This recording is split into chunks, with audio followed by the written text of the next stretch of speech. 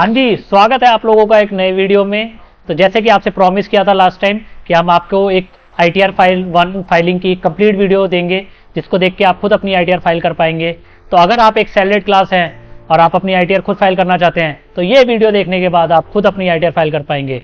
तो चलिए इस वीडियो को शुरू करते हैं। Let's get started. तो चलिए अब लैपटॉप की स्क्रीन को देखते हैं। तो सबसे पहले आपको क्रोम खोल लेना है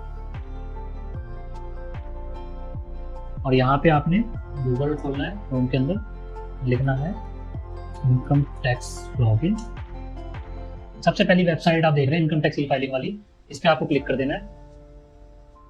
तो ऐसा कुछ आपको वेबसाइट का वो दिखेगा। यहाँ पे लॉगिन करना है। लॉगिन हमेशा आपका पैन नंबर होगा। तो जैसे हम एक ITR करने वाले हैं तो इनका पैन है, पासवर्ड डालना है, ठीक है। यहाँ पे आपका नाम आ जाएगा और आपका सेशन टाइम चालू हो जाएगा। तो सबसे पहला काम जो आपको लॉगिन करते ही करना है वो आपको अपना 26 ईयर्स डाउनलोड करना है।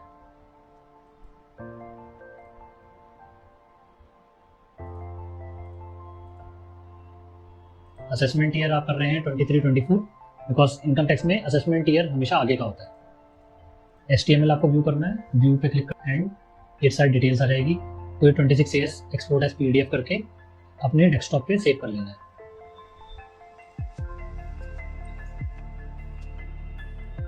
अब जो दूसरा काम आपने करना है वो ये करना है कि आज के टाइम पे आपको पता होगा कि AIS करके एक नई चीज़ आई है जिसके अंदर और डिटेल इन्फॉर्मेशन होती है 26 ईयर्स के अलावा।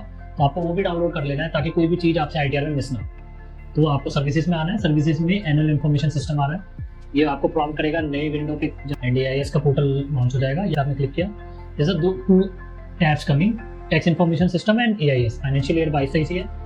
तो यहाँ पे आपको सेम इन्फॉर्मेशन जो 26 ईयर्स में आ रही है वो तो आएगी, प्लस कुछ एडिशनल इन्फॉर्मेशन होगी तो वो भी आ जाएगी। इनके सेविंग बैंक से इंटरेस्ट है, प्लस इनका डिपॉजिट्स पे इंटरेस्ट है। ये इनकी पर्टिकुलर डिटेल्स है। ये आप डाउनलोड पे क्लिक करेंगे, ये प्रॉम्प्ट करेगा एंड इसको आप डाउनलोड कर देंगे। ये यहाँ सेव हो जाएगा।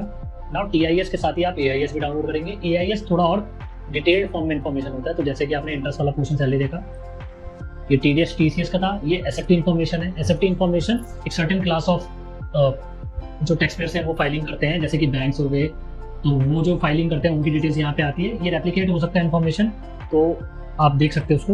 ये पेमेंट ऑफ टैक्सेस में जो भी आपने टैक्सेस ड्यूरिंग द ईयर पे किए होंगे वो आएंगे। डिमांड एंड रिफंड, अगर कोई डिमांड या रिफंड इशू हुआ तो वो आ जाएगा। और अदर इन्फॉर्मेशन में अदर चीज़ आएंगी। तो इसको भी आपको डाउनलोड कर लेना है। डाउनलोड एज PDF कर लेना है इसको भी। Now same will be down. अब हमें पहला काम जो करना है वो ये करना है कि जैसे जो हमने इनका डेटा डाउनलोड किया, हमने इनका 26 ईयर्स खोलना है। ये आपको विजिबल होगा। प्लस जो इनका AIS है वो भी खोल लेंगे। AIS का पासवर्ड जो हमेशा होता है वो होता है पैन और date of birth without space, और ये हमेशा छोटे में लिखा जाता है। ये इसका AIS है एंड जो नेक्स्ट हमें ओपन करना है वो इसका TIS ओपन करना है। TIS और AIS का पासवर्ड हमेशा सेम होता है। तो इसको भी हम पैन नंबर लिखेंगे छोटे में विदाउट कैप्स और date of birth without space. देखिए ये भी ओपन हो गया। अब जो हमें सबसे पहले काम करना है वो ये देखना है कि तीनों के अंदर जो इन्फॉर्मेशन है वो सेम है। तो सबसे पहले आपको इन तीनों के अंदर जो इन्फॉर्मेशन आ रही है उनको क्रॉस चेक करना है कि सारी इन्फॉर्मेशन आपस में मैच हो रही है नहीं हो रही है। ऐसा हो सकता है कि आपके 26 ईयर्स में इन्फॉर्मेशन कम हो, AIS और TIS में ज़्यादा इन्फॉर्मेशन हो, वो ओके है। बट ऐसा नहीं होना चाहिए कि डुप्लीकेसी हो रही है या इन्फॉर्मेशन रॉन्गली फैच कर रहा है AIS और TIS, ठीक है। तो जैसे आपने ये देखा कि इनके कैनरा बैंक में इनको सीनियर सिटीजन सेविंग स्कीम के अंदर इनको इंटरेस्ट आया है 19,000 का। सेम इनके AIS में रिफ्लेक्शन आ रही होगी, वो हमें देखना है। हाँ जी, तो सेम इन्फॉर्मेशन आ रही है 19,000 की। तो हम एक एक्सेल कर लेते हैं। तो 26 ईयर्स में मेरी कितनी आ रही थी?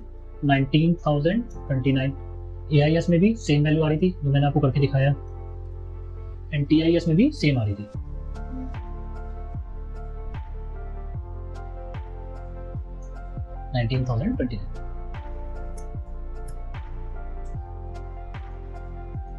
अब जो इनको अगला मिला है वो स्टेट बैंक ऑफ इंडिया से इंटरेस्ट मिल रहा है, बिकॉज इनकी एफडीज होंगी वहाँ पे, टर्म डिपॉजिट होंगे। तो इंटरेस्ट फ्रॉम फिक्स्ड डिपॉजिट्स या हम टर्म डिपॉजिट भी इसे कह सकते हैं। तो इनको कितना आ रहा है? 54,966। एंड AIS में अगर आप फैच करेंगे तो AIS में भी सेम आ रहा है 966। एंड TIS में अगर आप फैच करेंगे तो इंटरेस्ट फ्रॉम डिपॉजिट में यहाँ देख रहे हैं 54,966 यहाँ पे भी आ रहा है, तो अभी तक आपको कोई डिफरेंस देखने को नहीं मिला है। थर्ड जो उनकी इनकम 26 ईयर्स में रिफ्लेक्ट हो रही है, उनको पेंशन आती है 192 pension two income from salary और पेंशन इनकम। इनके पास फॉर्म 16 नहीं है, बस सब कुछ यही रिफ्लेक्ट हो रहा है, तो हम यहीं से कर रहे हैं। फॉर्म 16 हमारे पास नहीं है, बट मैं आपको एक फॉर्म 16 का स्क्रीनशॉट लगा दूंगा जिसमें मैं आपको बता भी दूंगा कि अगर आप फॉर्म 16 अगर देखते हैं तो आपको वो वैल्यू मैच करनी है, बिकॉज फॉर्म 16 और इसकी वैल्यू सेम होती है हमेशा। तो यहाँ पे जो इनको आया पेंशन वो आया 428,782 एंड 26 ईयर्स के अलावा AIS में अगर आप देखेंगे तो सेम इनको यहाँ पे भी सेम फिगर है 428,782 एंड TIS में करेंगे तो उसमें भी है 428,782। अब इसके अलावा और क्या इनकम हो सकती है, इनके सेविंग बैंक पे कुछ इनकम होगी।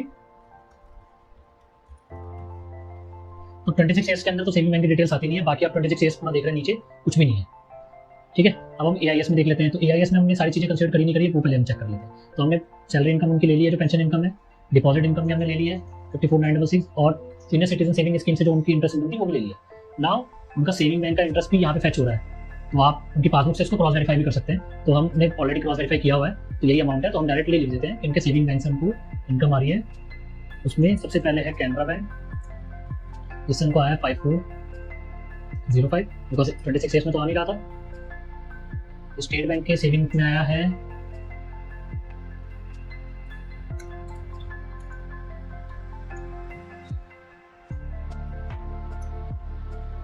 2335 और ये तो हो गया था।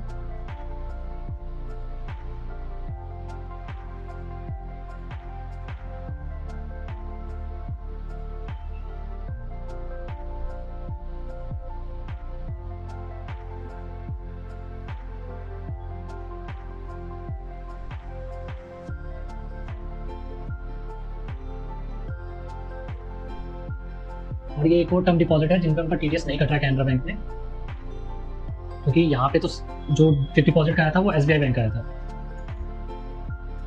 उनका कैनरा बैंक में भी है, वो कितना है 1654। नाउ AIS की हमने सारी इनकम को कंसीडर कर लिया है, 26 ईयर्स कंप्लीट है। नाउ हम TIS को भी एक बार मैप कर लेते हैं कि TIS में कोई कमी नहीं है। तो हमने ऑलरेडी सैलरी इनकम ले ली, सेविंग बैंक इनकम ले ली, डिपॉजिट इनकम ले ली, डिपॉजिट में भी हमने 19 और वो ले लिया। तो अब हमने ये सारी इनकम कंसीडर कर ली है, तो हम इसका टोटल लगा लेते हैं। टोटल इनकम जैसे कि आप देख पा रहे हैं कि 26 ईयर्स के अकॉर्डिंग 5,02,000 है, बट AIS में 5,12,000 है। और जो मेनली डिफरेंस है वो सेविंग बैंक का इंटरेस्ट का है, प्लस एक डिपॉजिट जो कैनरा बैंक में है वो रिफ्लेक्ट नहीं की गई है 26 ईयर्स में, बिकॉज उस पर TDS डिडक्शन नहीं हुआ। अगर TDS डिडक्शन हुआ होता तो डेफिनेटली उसमें भी वो रिफ्लेक्ट करती है, बिकॉज 10,000 के ऊपर जब अगर आपका इंटरेस्ट इनकम होती है FD से, तभी आपका TDS डिडक्शन होता है। तो ये ऑल डिटेल्स हमारी तैयार होगी, अब हम ITR फाइल कर सकते हैं। ऑलरेडी आप देखेंगे यहाँ पे ऑप्शन आ रहा है file your income tax return for assessment date 23-24 current year, और हम ऑनलाइन मोड से कर रहे हैं विदाउट सॉफ्टवेयर, तो हम यहाँ पे करेंगे और कंटिन्यू पे क्लिक कर देंगे। तो यहाँ पे अगर कोई हमने ऑलरेडी रिटर्न फाइल करी होती, मतलब रिटर्न भरी होती और फाइल नहीं करी होती, ड्राफ्ट होता तो यहाँ दिख जाता, तो हम वहाँ से भी शुरू कर सकते थे। क्योंकि हम फ्रेश फाइलिंग कर रहे हैं तो हम फ्रेश फाइलिंग करेंगे इसकी। सो एप्लीकेबल ये एक इंडिविजुअल है, जैसे कि मैंने आपको बताया। क्या आप जानते हैं कि आपने कौन सी ITR फाइल करनी है? हाँ जी मैं जानता हूँ, ITR 1 फाइल करनी है। तो इसके अंदर इसने ऑलरेडी बता दिया है कि आप ITR 1 फाइल करने जा रहे हैं। और इसके बाद ये थोड़े सवाल करेगा, are you filing income tax return इस रीजन से कर रहे हो कि आपके एग्जाम्पशन लिमिट से एक्सीड हो रहा है, जो मैंने आपको बोला था कि मैंडेटरी नहीं है, ऑप्शनल भी है।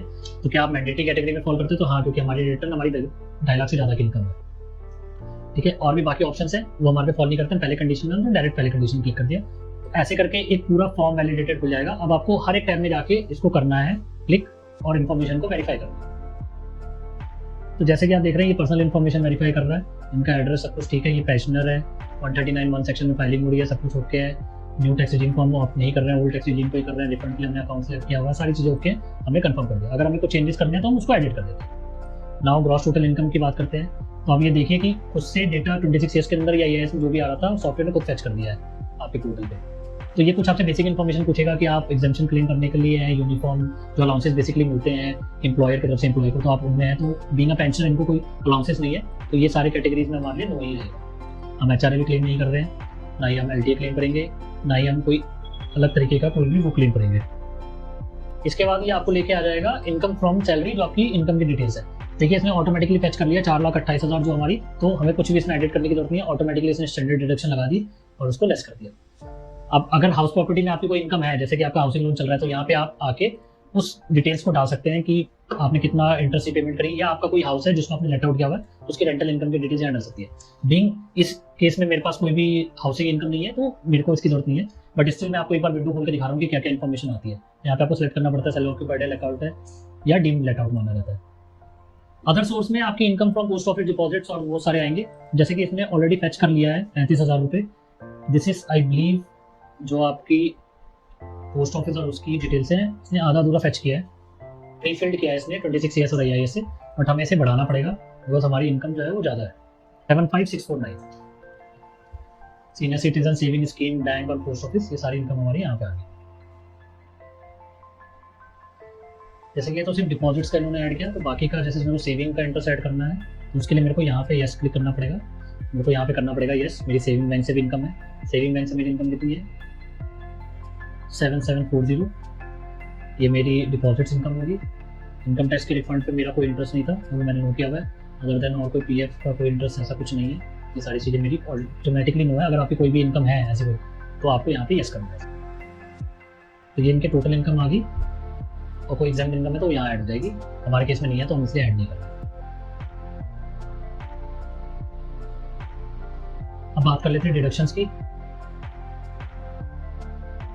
यहाँ पे आपको सेलेक्ट करना पड़ेगा कि आपको कौन से नेचर के डिडक्शंस क्लेम करने हैं। तो डोनेशन मैंने कोई पे नहीं किया हमारे क्लाइंट ने, साइंटिफिक रिसर्च कुछ नहीं है, 80GG कुछ नहीं है, ETC है हमारा नहीं, ETC भी हमारा नहीं है, ना ही हमारा 80D है, ना ही हमारा 80 है, हमारा 80TT भी है।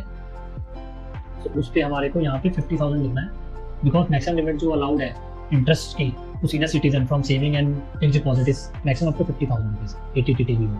तो वो हमने यहाँ पे डाल दिया है, और कोई डिडक्शन हमारा कुछ है नहीं, तो हम उसको नो करके आगे बढ़ा देंगे। ITR में बट हाँ फाइल हो जाएगी।